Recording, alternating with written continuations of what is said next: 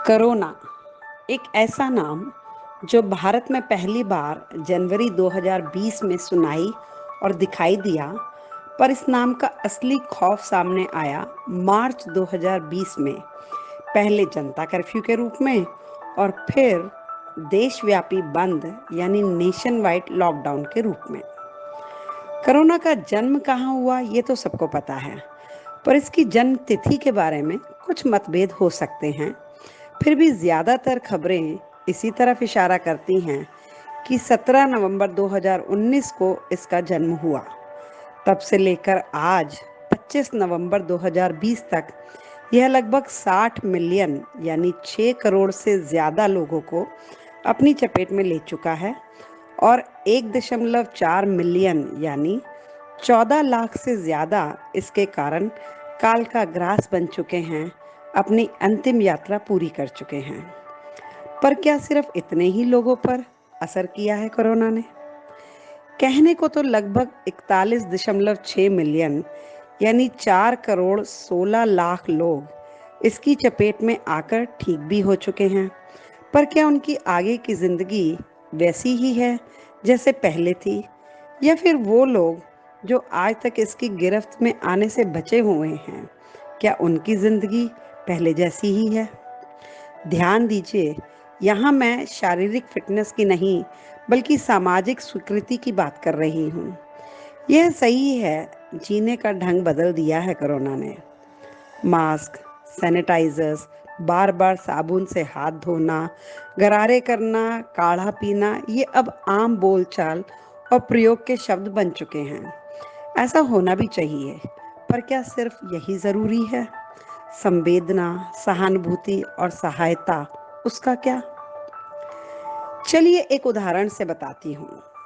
हमारे एक परिचित परिवार में घर के मुखिया को 3 दिन तक बुखार ना उतरने के बाद टेस्ट करवाया गया और उसमें कोरोना की पुष्टि हुई, यानी रिजल्ट पॉजिटिव। परिवार में 5 और सदस्य थे, जिसमें 2 बुजुर्ग थे और अब शुरू हुआ उनका असली कष्ट।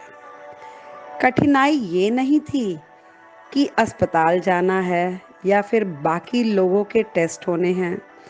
असली परेशानी ये थी कि सोशल प्रेशर यानी सामाजिक दबाव कैसे झेलें। घर पर सैनिटाइज करने वालों की टीम आई तो आसपास लोगों को पता लगा। लोग घर की फोटो लेकर सोशल मीडिया पर डाल रहे हैं कि ये देखिए, इस घर में कोरोना है।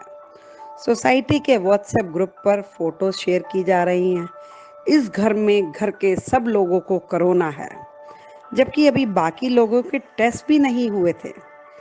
ऐसे में घर के लोगों पर क्या बीत रही होगी, सिर्फ सोचा ही जा सकता है। ठीक होने के बाद भी कितने दिन तक घर के लोगों से दूरी बनाए रखने का सिलसिला चलता रहा।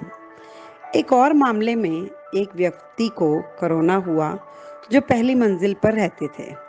उनके नीचे की मंजिल वालों ने उनका बालकनी में खड़ा होना तक दूभर कर दिया कि जी आप बाकी सबको कोरोना फैला दोगे।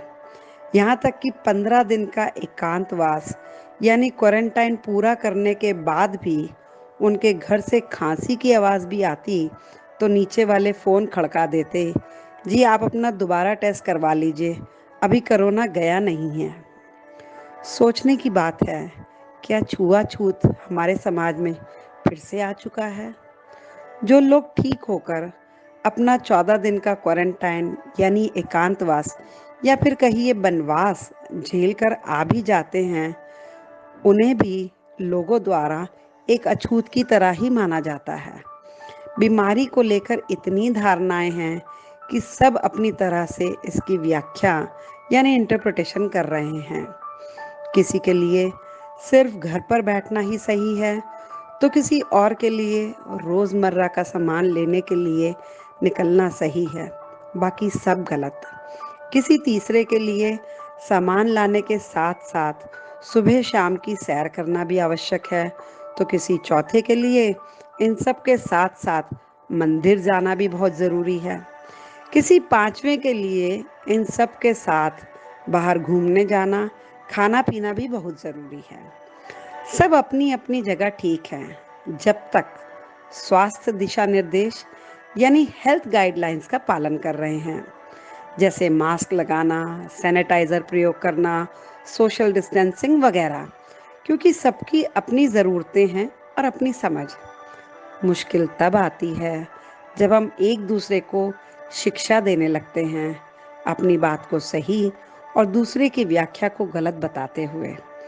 कई बार तो हम ये साबित करने में लग जाते हैं कि दूसरे को कोरोना होने की ज़्यादा संभावना है, क्योंकि वो हमारी जैसी दिनचर्या यानी डेली रूटीन नहीं अपना रहा है, जो मेरी नज़र में किसी हद तक अनसंवेदनशील यानी इनसेंसिटिव है। हमें ज़रूरत है कोरोना से खबरदार रहने की, उससे लड़कर उससे जीतने की, पर उससे ज़्यादा ज़रूरत है इंसानियत निभाने की। जिंदगी का एक सबसे सरल नियम है, नथिंग लास्ट फॉर एवर, यानी कुछ भी हमेशा नहीं रहता। और ये नियम कोरोना पर भी लागू होता है। कभी ना कभी तो इसका आतंक खत्म होगा। ये हमारे ऊपर है कि इस आतंक के चलते हम रिश्ते बनाए रखें और इंसानियत ना खो दें। धन्यवाद।